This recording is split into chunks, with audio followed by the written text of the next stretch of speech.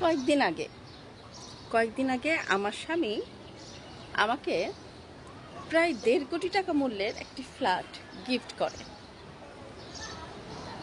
আমি একটু ভাবি, তারপর আমার স্বামীকে আমি বলি, আচ্ছা বলো তো আমারে, কি আছে তোমার মনে, কি চাচ্ছ তুমি আমার কাছ থেকে?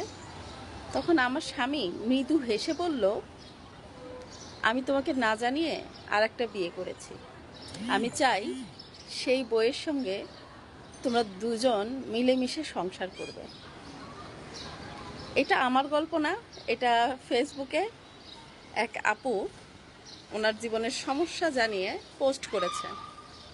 ওনাকে কি রিপ্লাই দেওয়া যায়, তবে কি রিপ্লাই দেবো সেটা এখনও চিন্তা করিনি। আমি পোস্টটা পড়েই ভাবলাম, আপনারা এই রকম পোস্ট যদি আমি দিতাম আপনারা কি কমেন্টস করতেন?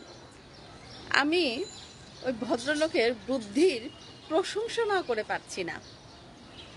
বুদ্ধি আছে, ট্যালেন্ট।